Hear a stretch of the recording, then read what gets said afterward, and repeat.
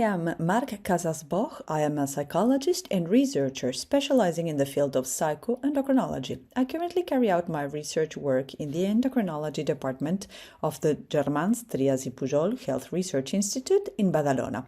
I work in the team led by Dr. Elena Valassi, a leading expert in pituitary and adrenal disorders. My main interest is focused on studying the complex interactions between the brain and the hormonal system, with a particular clinical focus on pituitary and adrenal disorders. My main interest is focused on studying the complex interaction between the brain and the hormonal system, with a particular clinical focus on pituitary and adrenal disorders. My work involves the neurocognitive and psychomotor evaluation of people with these disorders, with the aim not only of investigating possible alterations related to pituitary and adrenal disorders, but also studying practical tools that directly improve patients' quality of life, coping strategies, and quality of life. How common are clinical pain and sleep issues in patients with pituitary and adrenal disorders? The short answer is that chronic pain and sleep problems are surprisingly common symptoms in people living with pituitary and adrenal gland disorders. But the interesting question is, why? To understand this, we need to talk about psychoneuroendocrinology, a fascinating discipline that studies the complex interaction between our hormones and our behavior. If hormones change the mind and the mind changes hormones, imagine the impact if the hormonal source is failing. The complexity of these diseases means that they affect multiple systems. Ultimately, sleep quality and pain are expressions of how hormonal dysregulation affects the central nervous system. A key example here is cortisol. Its pattern, governed by circadian rhythms, should be high in the morning to activate us and drop sharply at night so that we can sleep. And imbalances in this rhythm, together with the fundamental role of glucocorticoids, which act as natural anti-inflammatories, has a major impact on pain and the ability to rest. But to give a few examples, in specific disorders such as acromegaly, sleep disturbance is significant, with studies reporting that sleep apnea syndrome affects up to 70% of newly diagnosed patients. In addition, widespread pain affects around 72% of them, with 25% of cases considered chronic. In Cushing's syndrome, where there's chronic excess cortisol, the impact on pain is clear. For example, there is a high incidence of vertebral fractures, of which patients are only aware of the associated pain until many fractures are observed on imaging tests. Even in conditions with hypersecretory hormone deficiency associated with hypopituitarism, patients have also been found to experience sleep disturbances and pain. This sets the scene. These symptoms are not secondary or psychological, but may be a direct consequence of the pathology and multisystemic hormonal dysregulation. This evidence is compelling, and we confirm it in clinical practice. When administering specific sleep questionnaires, we observe that most people with pituitary and adrenal pathology report problems that manifest as difficulty falling asleep, staying asleep, or simply that their rest time is not restorative. How do stress hormones such as cortisol and other hormones specifically impact sleep architecture and pain sensitivity? For us, the most interesting part is the how. How do stress hormones such as cortisol specifically interfere with our sleep and pain?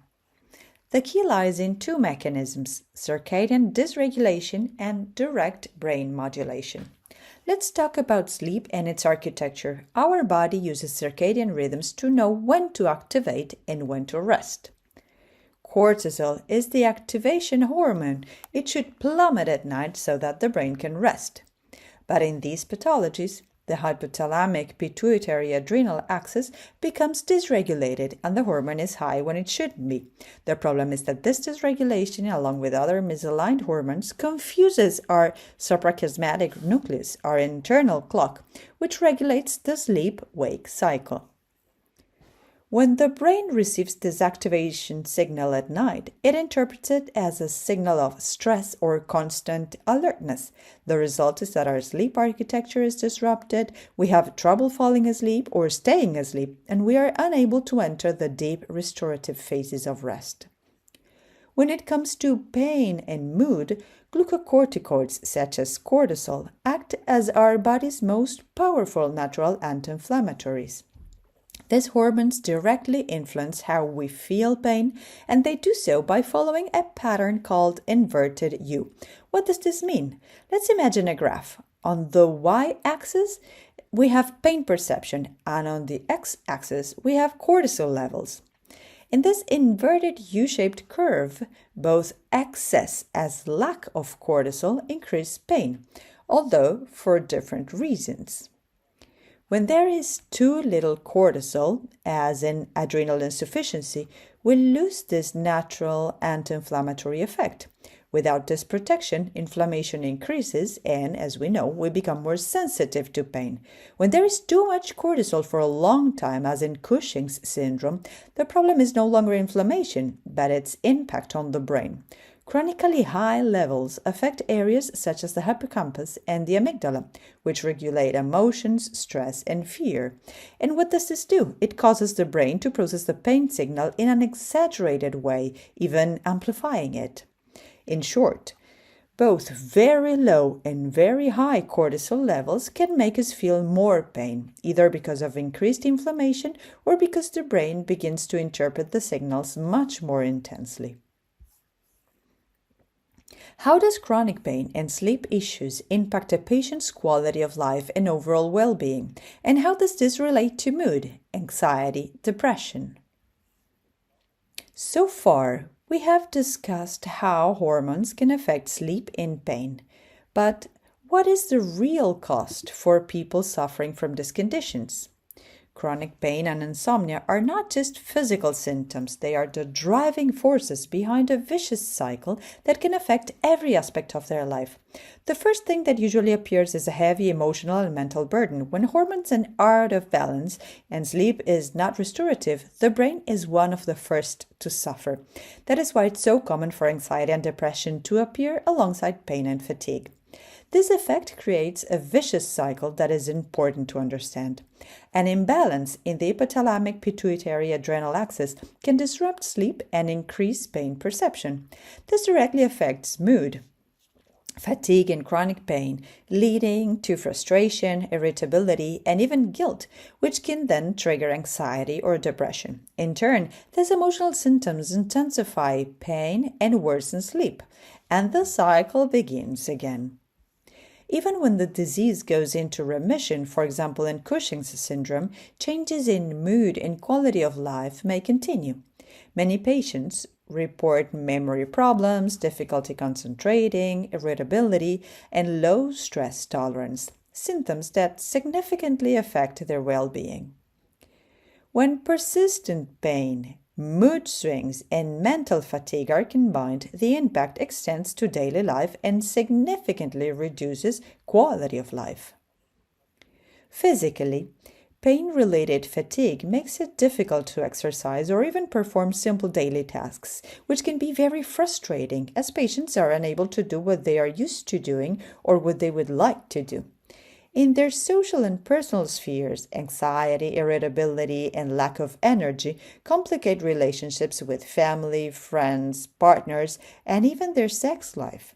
These can lead to greater social isolation. In the workplace, these symptoms affect performance, as we all know. Physical work, fatigue, and pain reduce productivity. And in jobs that required concentration and memory, cognitive performance also declines. All of this is linked to increased absenteeism, sick leave, and in some cases, even permanent disability.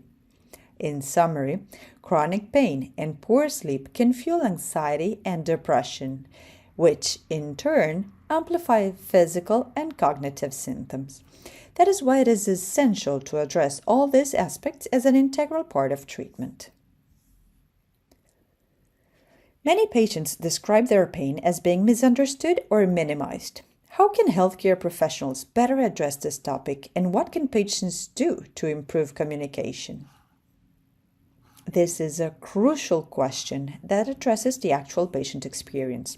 Feeling that a symptom is as debilitating as chronic pain or insomnia is minimized despite having a clear biological basis, as we have said before, can be a major source of frustration in these diseases. Addressing this communication gap is the first step towards comprehensive treatment. We must understand that treatment is a two-way street. The doctor and the patient must collaborate and actively share the therapeutic process. Therefore, it is vital to strengthen the bond based on listening, empathy, and mutual trust.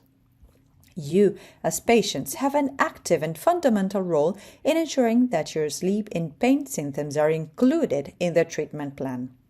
It is important that you are not afraid to explain, that you do not assume that your primary doctors who manage your pituitary adrenal disorders are aware of the real impact of the symptoms in your life.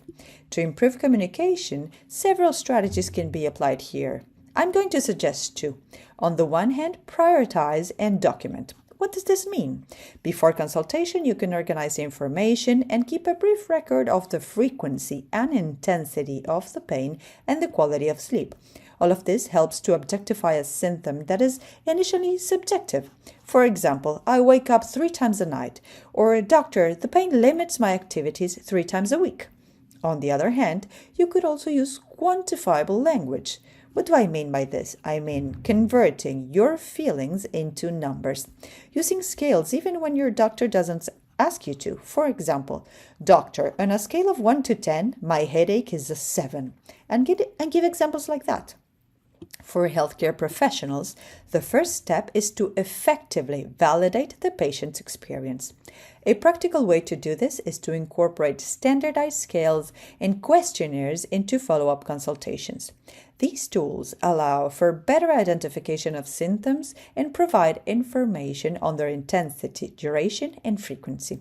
In addition, comprehensive management of hormonal disorders requires timely referral to other specialists when symptoms indicate so.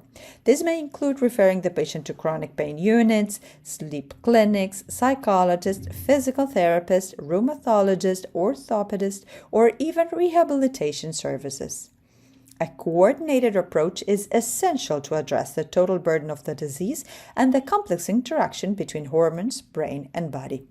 Ultimately, providing both patients and professionals with the necessary tools and information is key to strengthening the therapeutic relationship and improving treatment adherence. Aside from hormonal medication, what strategies or treatments have proven most effective in managing chronic pain and sleep issues in the long term? This is a fundamental question, but I will try to be careful with my answer. The focus of treatment for these conditions is on the treatment recommended by the referring endocrinologist. And, as mentioned before, it is necessary to work in a multidisciplinary manner, referring patients to specialists to address intense and persistent symptoms, such as sleep problems and chronic pain. Given their complexity, each of these symptoms require thorough evaluation and specialized treatment. On the other hand, here are some tips that can positively influence the hormone-brain-behavior relationship. First, a good strategy for adjusting the biological clock may be to use techniques that aim to regulate the circadian rhythm, known as sleep hygiene techniques. Among these, I highlight the following. First, create a fixed routine. This involves trying to go to bed and getting up at the same time every day, even on weekends. This reinforces the internal clock signal. Second, a sacred environment. This means ensuring that your bedroom is a sanctuary for rest, dark, cool, and quiet. This may sound funny, but your brain really needs to associate this room solely with rest. Finally, avoid stimuli. Limit the use of mobile screens, tablets, and television at least 1 hour before bedtime. Blue light, as many of us know, interferes with the production of melatonin, a hormone that plays a vital role in regulating the sleep-wake cycle and is also key to falling asleep. On the other hand, when it comes to chronic pain and fatigue, the most effective strategies are psycho-emotional and behavioral. These tools aim to help you modulate your perception of pain at the brain level. First, we have the problem-focused coping. Problem-focused coping. Ask yourself, what can I do right now to improve my situation? Focus on practical solutions to the daily inconveniences that pain causes you. Instead of dwelling on frustration, this type of coping is associated with a better emotional and physical health. Secondly, a psychological concept called internal locus of control, which in simple terms means taking control of your life. This psychological concept is key. It means recognizing what happens, and whatever happens depends on you. Applied to pain, I encourage you to actively seek out small actions you can take to reduce your perception of helplessness. This could be changing your posture, applying heat or cold to the area that hurts, or even asking for help. This approach reduces feelings of helplessness and associated stress. Finally, social support. As we all know, emotional and informational support acts as a buffer against stress. Since chronic pain is influenced by the activation of the hypothalamic pituitary adrenal axis, having support can lessen both the physical and emotional impact. These strategies work by giving you back control over your daily life, directly complementing hormonal treatment. What advice would you give to patients living with chronic pain and/or sleep issues and to healthcare providers caring for these patients? If you live with chronic pain and sleep difficulties resulting from a hormonal disorder, I want to start by sending you a message of encouragement and, above all, empowerment. Remember that you are at the center of your recovery process and that you play an active role in coordinating and strengthening your own therapeutic effect. There are solutions to improve your well-being, and control is an attitude, which you feel is not invented, it is a biological consequence. However, your attitude can be therapeutic. Remember the relationship between belief, attitude, and behavior. If you believe you can manage the symptom, which is a possible attitude, your behavior will be more active, for instance, seeking help or exercising. This improves the outcome. The goal is not only hormonal cure, but overall well-being. Second, be proactive with communication. Don't assume your doctor knows the extent of your pain or insomnia. Be the voice of your symptoms. Use the tools we've discussed. Track your symptoms, use scales, and prioritize that time in consultation. Finally, prioritize your mind. Remember that psychological support and coping strategies are just as important as your hormone therapy. If you feel it is necessary, ask your doctor to refer you to a specialized mental health professional. For healthcare professionals, the challenge lies in the integration and validation. Assume that pain and sleep disturbance are direct symptoms of the pathology and of the complex hormone-brain interaction. Validating patients' subjective experience is the cornerstone of adherence. Actively use standardized quality of life, pain, and sleep scales in regular follow-ups. As you know, this transforms subjective complaints into objective clinical data. Finally, we know that the overall burden of these diseases is very high.